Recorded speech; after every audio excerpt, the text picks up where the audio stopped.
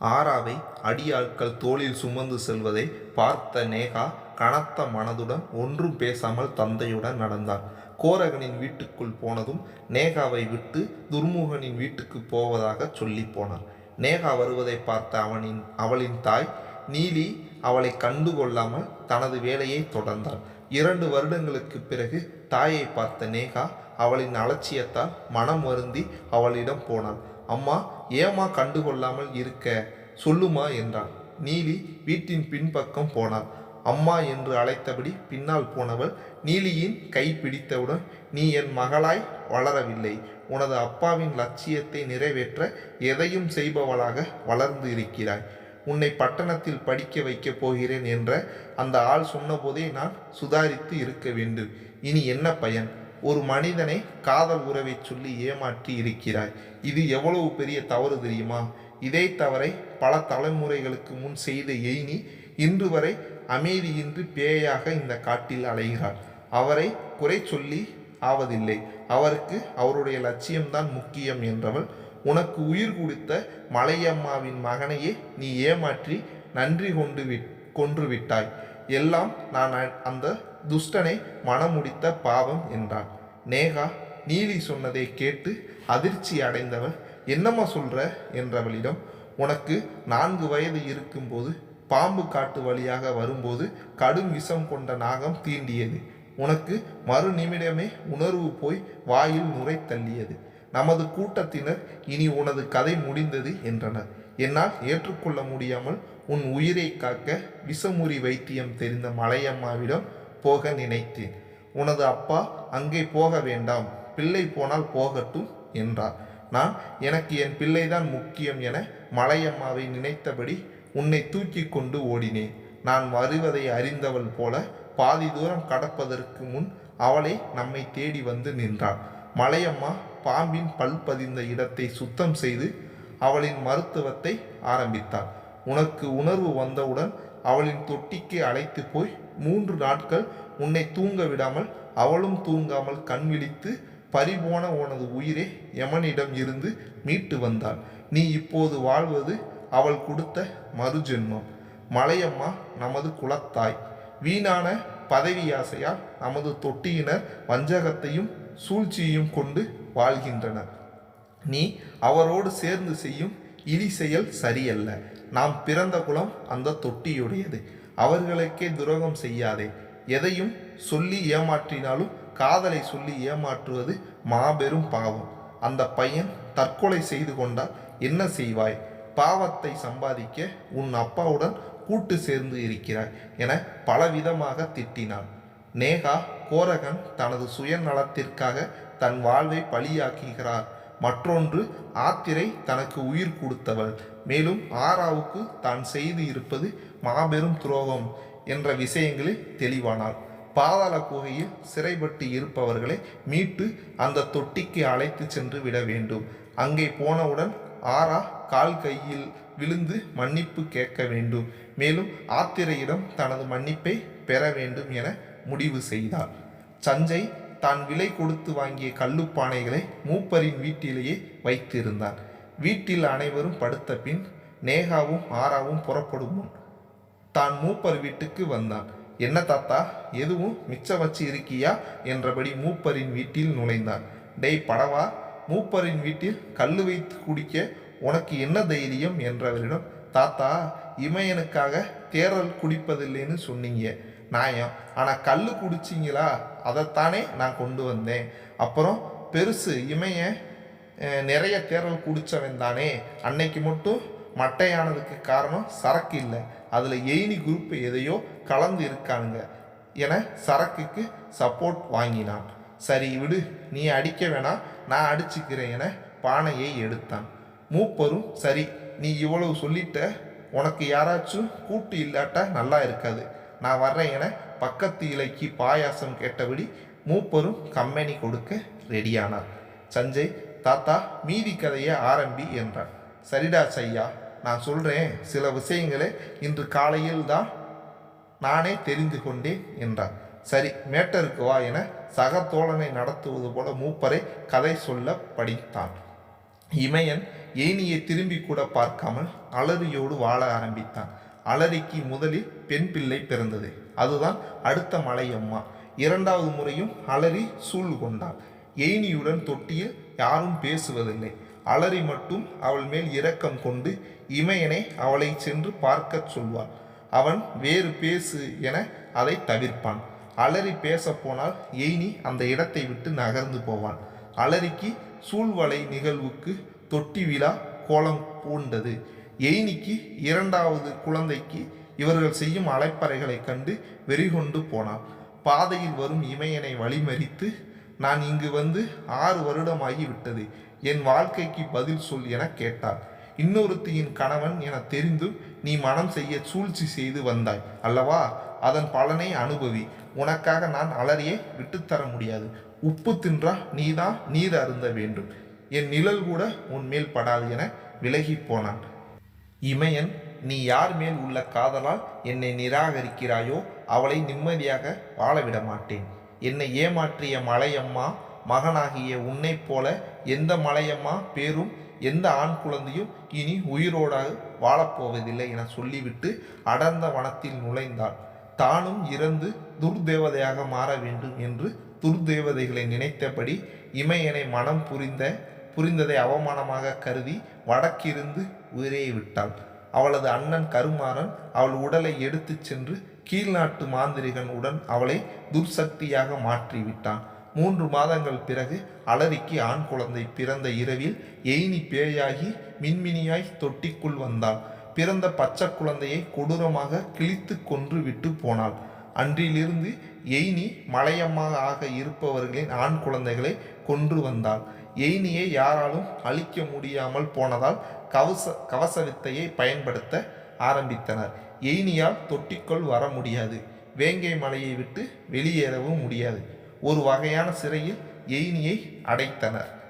மலையம்மா வயிற்றில் வளரும் கரு ஆண் குழந்தையாக இருந்தால் மலையம்மா மலை விட்டு வெளியேறி பிள்ளையை பெற்று அங்கேயே யாரிடமாவது வளர்க்க சொல்லி கொடுக்க வேண்டும் என முடிவு செய்தனர்.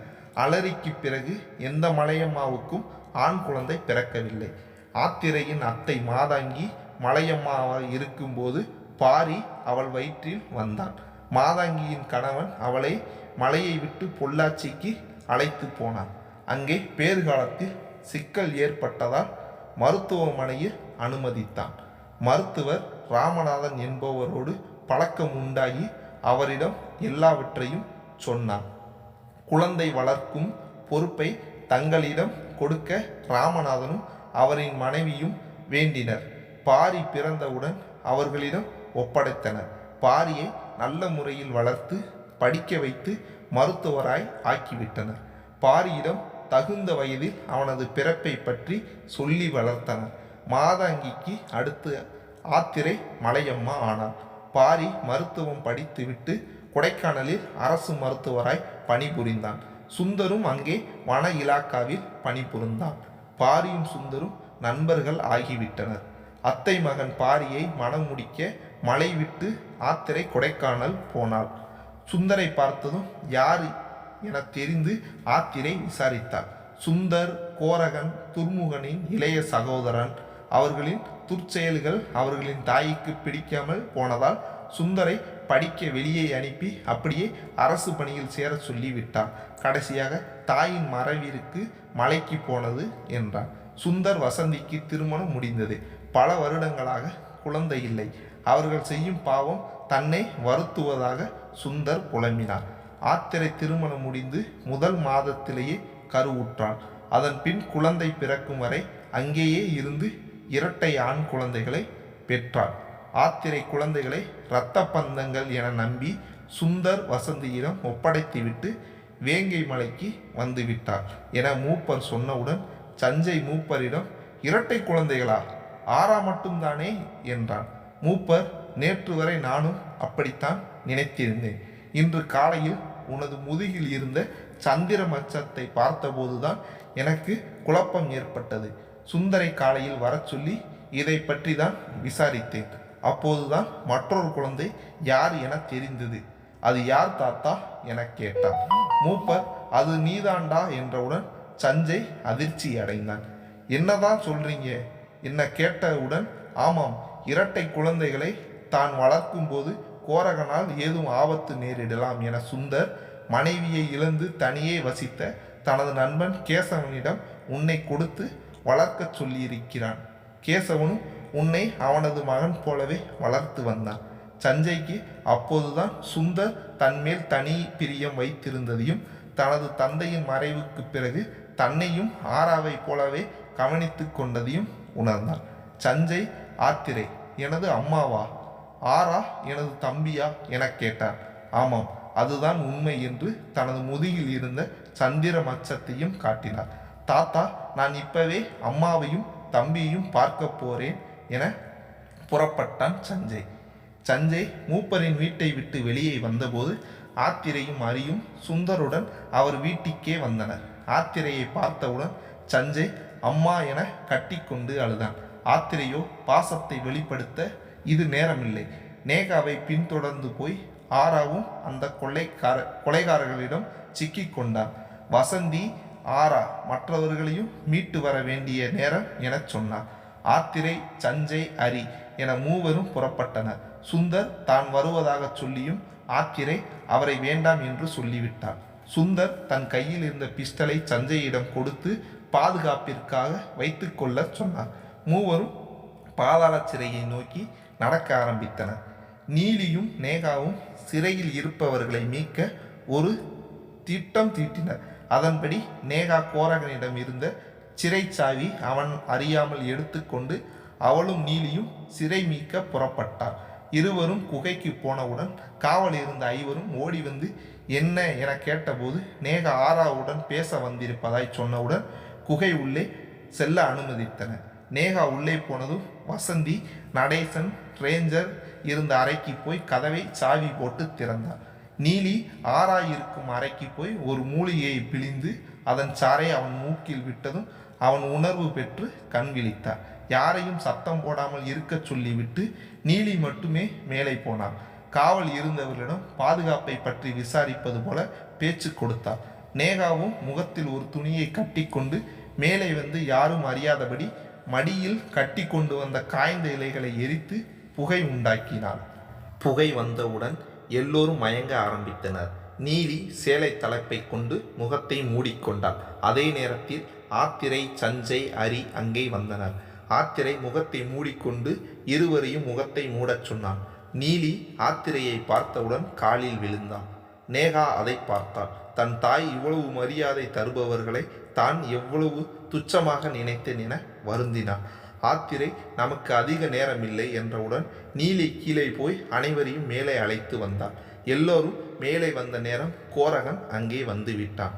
மனைவியையும் மகளையும் எனக்கு துரோகம் செய்து தப்பிக்க வைக்க பார்க்கிறீர்களா என கேட்டவன் தன் பையில் கையை விட்டு தன் ஆயுதத்தை எடுக்க முயற்சித்த போது சஞ்சய் பிஸ்டலை வானை நோக்கி சுட்டுவிட்டு பையை கீழே போட்டு சும்மா நில்லு என்றான்.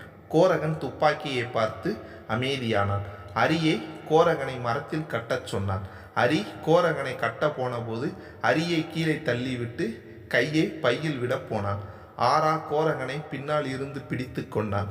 அரி குகையில் இருந்து கயிறை எடுத்து வந்து கோரகனை ஆத்திரை நின்ற இடத்தின் அருகில் இருந்த மரத்தில் கட்டினான். அனைவரும் புறப்படும் நேரம் ஆத்திரை ஆவென கத்தினான். அனைவரும் பதறி என்னவென்று கேட்டபோது ஒன்றுமில்லை, புறப்படலாம் என்றாள் ஆத்திரை. பாரி, சுந்தர், மூப்பர் அனைவரும் தொட்டியில் இவர்களுக்காக காத்திருந்தனர். மயிலா மட்டும் அங்கு இல்லை. தொட்டிக்கு போனதும் பாச காட்சிகள் ஓடியது. ஆத்திரையிடம் ஆரா மன்னிப்பு கேட்க நேகா ஆத்திரை ஆராவிடம் மன்னிப்பு கேட்கும் படலம் முடிந்தவுடன் பாரி, ஆத்திரை, சஞ்சய், ஆரா என குடும்பம் மீண்டும் ஒன்று கூடியதைக் கண்டு மூப்பர் ஆனந்த கண்ணீர் விட்டார். நடேசன், பாரி, சுந்தர் மூவரும் ஏதோ தனியாக பேசிவிட்டு அதன் பின் நடேசனையும் ரேஞ்சரையும் தொட்டி ஆட்களுடன் பாதுகாப்பாக கீழே அனுப்பி வைத்தனர். ஆத்திரை மகன்களிடம் மூதாதையர் குகையை உங்கள் காலம் முழுவதும் பாதுகாப்பாக வைத்து அடுத்த தலைமுறையின் கையில் ஒப்படைக்கச் சொன்னார். ஆத்திரை தனக்கு வேலை இருப்பதாக கூறி காட்டுக்குள் போனார். போகும்போது மூப்பரை கூட்டி போனார்.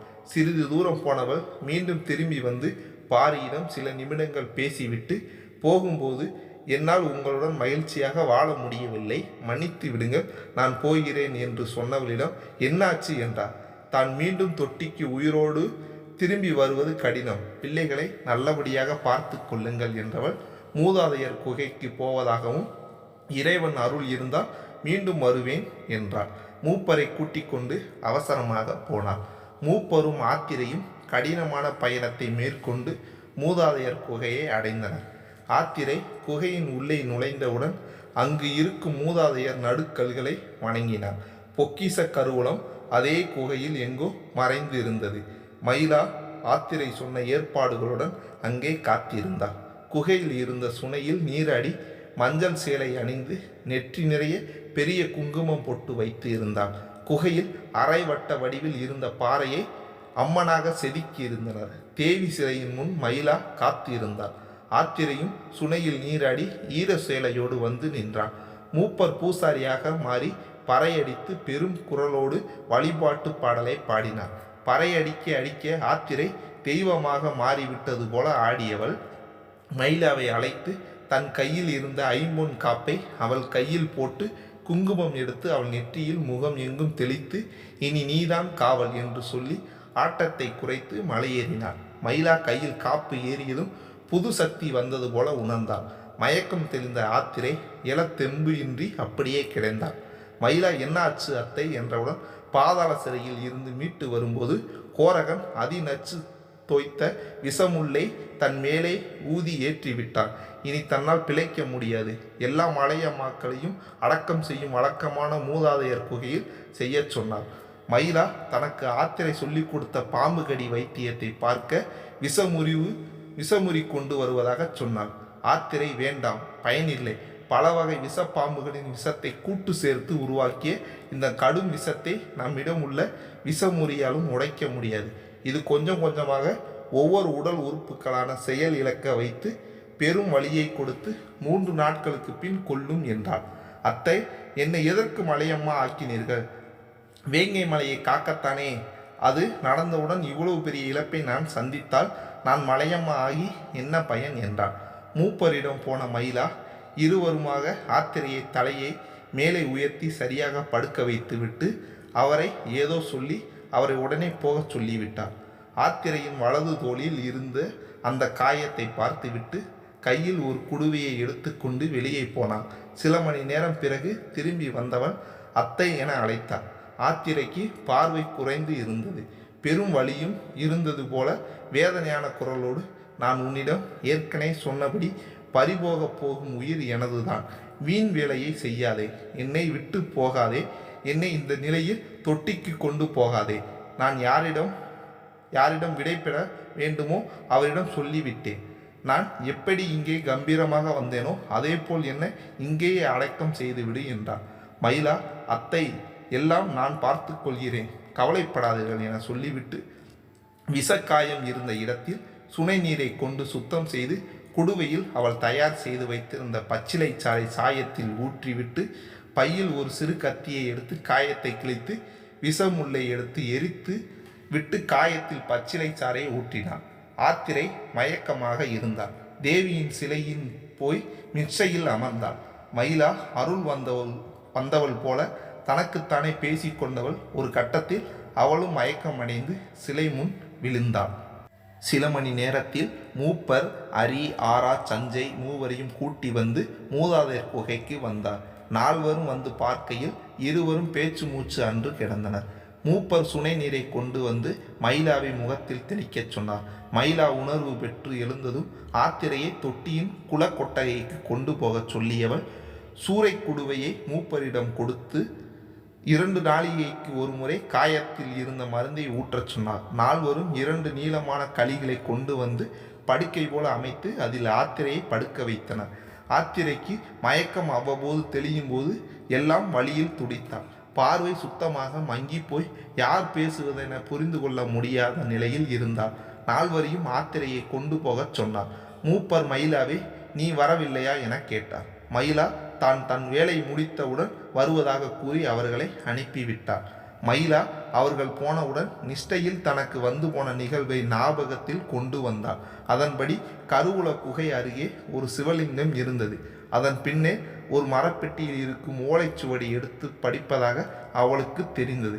கருவூல குகையின் பக்கமாக போனாள். அவளின் மனதில் ஓடிய அதே சிவலிங்கம் இருந்தது. ஒரு நாகம் படம் எடுத்து லிங்கத்தை சுற்றி இருந்தது. மயிலா லிங்கத்தின் முன் அமர்ந்து அதை வணங்கினாள். பாம்பு சிவலிங்கத்தின் மேல் இருந்து இறங்கி விலகி போனது. சிவலிங்கத்தின் பின்னால் போய் பார்த்தபோது எந்த பெட்டியும் இல்லை. மயிலா நின்ற பாறை ஆடியது. மயிலா உடனே அந்த பாறை நகர்த்தியதும் உள்ளே மரப்பெட்டி இருந்தது. பெட்டியை எடுத்துக்கொண்டு அம்மன் சன்னதிக்கு வந்து பெட்டியை தேவியின் பாதத்தில் வைத்துவிட்டு கண்மூடி அத்தையை காத்து தர வேண்டியது நீயும் சிவனும் தான் வேண்டினான். அதன் பின்னர் பெட்டியை திறந்து பார்த்தபோது ஒரு ஓலைச்சுவடி இருந்தது. ஓலைச்சுவடி கரையான் அரிக்க முடியாதபடி ஏதோ தைலத்தில் பாடம் செய்யப்பட்டது போல ஒரு மனம் வீசியது. மயிலா அதை பிரித்து பார்த்தாள். சித்தாருடம் எனும் தலைப்பை பார்த்தவள் தாங்கள் செய்யும் விஷமுறிவு வைத்தியம் பாம்பாட்டி சித்தர் எழுதிய இந்த சுவடியின் வழி வந்தது என ஆத்திரை சொல்லியிருந்தது ஞாபகத்தில் வந்தது. பல தலைமுறைகளாக செவிவழி வந்த வைத்திய முறையின் மூல பிரதியான சுவடி தனது கையில் கிடைக்க பெரும் பாக்கியம் செய்திருக்க வேண்டும் என்று நினைத்தவர் அங்கிருந்து அம்மனுக்கு நன்றி சொன்னார். சுவடி முழுவதுமாக பிரித்து படிக்க ஆரம்பித்தார். பழந்தமிழில் அது எழுதியிருந்தது. பழந்தமிழை படிக்க அனைத்து மலையம்மாவுக்கும் பயிற்சி இருந்தது. சுவடியில் கூட்டு விஷத்தை உடைப்பது எப்படி என தேடி பார்த்தால் கடைசியில் அவளுக்கு விடை கிடைத்தது. காட்டுக்குள் போய் வரையாட்டு பாலை கொண்டு வந்தார். பாலை ஒரு கழுத்து அகலமான சட்டியில் ஊற்றிவிட்டு ஆத்திரையை தோளில் இருந்து எடுத்து விஷம் தோய்ந்த முள்ளே கத்தியால் எடுத்து பாலில் போட்டவுடன் சில நிமிடங்களில் பால் திரிந்து அதிலிருந்து சில வண்ணங்கள் தோன்றின. அதை கொண்டு எந்த பாம்புகளின் விஷம் என்பதை கண்டுபிடித்து விட்டார். ராஜநாகம், நல்ல பாம்பு, கட்டு விரியான், கண்ணாடி விரியான், சுருட்டை விரியான் என 5 பாம்புகளின் விஷத்தை கொண்டு உருவாக்கிய கடும் விஷமாக இருந்தது. மயிலா விஷமுறியை தயாரிக்க தனக்கு இந்த 5 பாம்புகளும் வேண்டும் என்பதால் பாம்பு காட்டு போக தயாரானார். ஆனால் இதற்கு பாம்புகளை கையாள தெரிந்த ஆள் இருந்தால் நன்றாக இருக்கும். அதற்காகத்தான் பின்வாங்க தயாராக இல்லை. இதில் தனது உயிரே போனாலும் அத்தையை காப்பாற்றியே ஆக வேண்டும். தேவியிடம் சங்கல்பம் செய்து இருந்தார். மயிலா பாம்பு காட்டின் எல்லையை அடையும் நேரத்தில் அங்கே வயதான பாம்பு பிடாரன் ஒருவர் நின்று இருந்தார். அவள் அருகே வந்தார். ஆத்தா, மலையம்மா தாயி, உனக்கு என்ன தேவையோ அதை செய்யத்தான் வந்திருக்கேன் என்றான். மயிலாவுக்கு வியப்பாக இருந்தாலும் அவரிடம் யார் உங்களை அனுப்பியது என்றோடும் எல்லாம் இறைவன் செயல். நான் பாம்பு பிடிப்பதை தொழிலாய் செய்பவன்.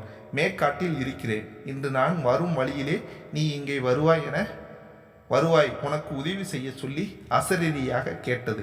கையில் காப்புடன் வந்து நிற்கும் உன்னை பார்த்ததும் நீதான் மலையம்மா என்று தெரிந்துவிட்டது. நான் என்ன செய்யணும் தாயி என கேட்டார். மயிலா பிடிக்க வேண்டிய பாம்புகளை சொன்னதும் அவளா தானா தாயி, அவளதான தாயி, நீ இங்கேயே இரு என்று சொல்லிவிட்டு அவரின் கூடையுடன் காட்டுக்குள் போனார். மயிலா அத்தையை காப்பாற்ற தெய்வம் தனக்கு உதவி செய்வதை எண்ணி கடவுளுக்கு நன்றி சொன்னார். பாம்பு காட்டின் உள்ளே போன பிடாரன் சில மணி நேரங்களில் திரும்பி வந்தார். தாயி, நீ கேட்டதெல்லாம் கிடைச்சது, போலாமா என்றார். இருவரும் மீண்டும் மூதாதையர் குகைக்கு வந்ததும் மயிலா 5 பாம்புகளின் விஷத்தை சேகரிக்க சொன்னார். பிடாரனும் சவ்வு கட்டிய சிறு களையங்களை பாம்புகளை தீண்ட வைத்து நச்சுகளை சேகரித்தார். பிடாரன் நச்சுகளை சேகரிக்கும் நேரத்தில் மயிலா அடுத்து வரப்போகும் பெரும் ஆபத்தை உணர்ந்தாள். ஆத்திரை சுமந்து வந்தவர்கள் அவளை குளக்கொட்டகையில் படுக்க வைத்தனர். பாரி அவளின் கையை பிடித்து கொண்டு அழுதார். சுந்தரும் வசந்தியும் ஆத்திரையின் நிலைமையை பார்த்து தொட்டி மக்களுடன் சேர்ந்து அவளுக்காக கடவுளை வேண்டினார். ஆத்திரைக்கு நினைவு வந்து அவள் வழியில் ஏதோ முணங்கினார். மூப்பர் அவள் அருகே சென்று அவள் சொல்வதை கூர்ந்து கவனித்தார். ஆரா சஞ்சையிடம் நீங்கள் இருவரும் மீண்டும் மூதாதையர் குகைக்கு போங்க என்று சொன்னார். சஞ்சய், தாத்தா, அம்மா இப்படி இருக்கும்போது அங்கே ஏன் தாத்தா என்றான். எய்னி இன்று இரவில் உங்களை கொல்ல வருகிறாள். அவளை நிரந்தரமாக அழிக்க வேண்டும். எந்த கவச வித்தையும் இனி பயன் தராது. உங்க அம்மா அதைத்தான் சொல்கிறாள். அவள் புலம்பவில்லை என்றார். மூப்பர் ஆத்திரையிடம் ஏதோ கேட்டார். அவளும் வழியோடு அதற்கு பதில் அளித்தார். மூப்பர் மூதாதையர் கோயின் திறவுகோலை கொண்டு வந்து ஆரா சஞ்சையிடம் கொடுத்து ஆத்திரை சொன்னபடி என்ன செய்ய வேண்டும் என்பதையும் சொல்லி அரியோடு அவர்கள் இருவரையும் மூதாதையர் குகைக்கு விரைவாக போகச் சொல்லி அனுப்பி வைத்தார். எயினி சாம்பலோடு வந்து பூஜையை ஆரம்பித்த அராதி குலத் தலைவன் கீரிமலையன் 3ஆம் நாள் பூஜையான இன்று எயினியை எழுந்து விடுவாள் என்ற நம்பிக்கையில் பல காலமாக அவர்கள் காத்து வரும் எயினியின் மண்டையோட்டை விலங்குகளை பலியிட்டு அதன் இரத்தத்தில் முக்கி துஷ்ட தேவதைகளின் உதவியை கேட்டு வேண்டி அவளை எழுப்பிவிட்டான். பலி இரத்தத்தில் இருந்த இரத்த சிகப்பாக மின்மினிகள் ஒவ்வொன்றாக வெளியே வர ஆரம்பித்தன. பூஜை முடியும் வேளையில் இரத்த மின்மினிகளாய் நின்று இருந்தவள் அப்படியே பழைய ஏனியாக உயிர் பெற்றவள் போல உடல் முழுவதும் இரத்தத்துடன் ஆக்ரோஷமாக வெளிப்பட்டு இருந்தாள். கீரிமலையன் அவளிடம் ஏதோ பேசப் போனான். எயினி அப்படியே இரத்த மின்மினிகளாய் மாறி அங்கிருந்து அகன்று தான் உடனடியாக பழி தீர்க்க நினைத்த இடத்தில் போய் நின்றாள்.